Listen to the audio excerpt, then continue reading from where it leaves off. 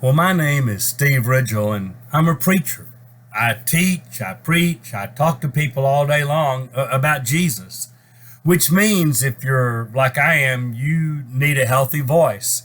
Well, every once in a while, your voice gets a little worn out, a little strained. So, over the last couple of weeks, it has been hot and dry out here in West Texas. I had to do a bunch of stuff at our ranch trying to take care of some cattle because they don't have anything to eat, no, don't have any water, and so I was in the dust a lot. And I noticed that, boy, my voice was getting croaky and raspy, and I have a bunch of speaking coming up, and got a little nervous about it. And sure enough, I talked all day, a couple of days, teaching an evangelism group of guys over 60 in Dallas, or in Fort Worth, actually.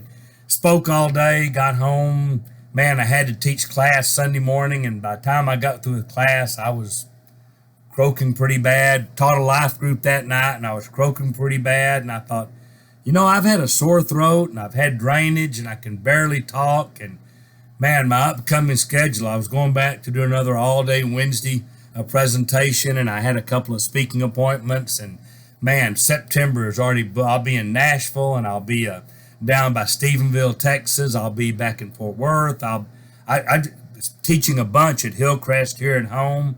I just got a heavy schedule, so I thought, I've got to do something. My wife said, go to the doctor, check it out. So I went, and of course, I don't have COVID.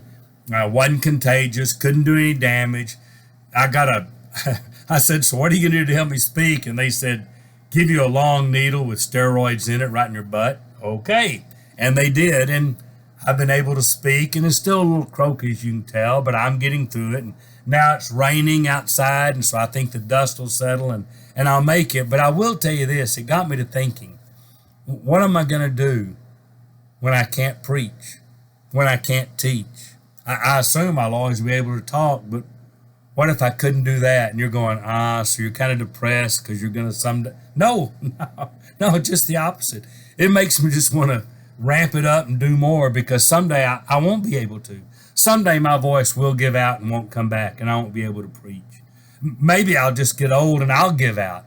Maybe I'll die. I mean, I'm no kid anymore. Maybe I'll just die one of these days. Or maybe I'll get old enough that I look at my calendar to see if I can keep up with my speaking appointments. And instead of going, how am I going to speak 20 times in 15 days, I look and say, I don't have anything on my calendar for the next 10 years.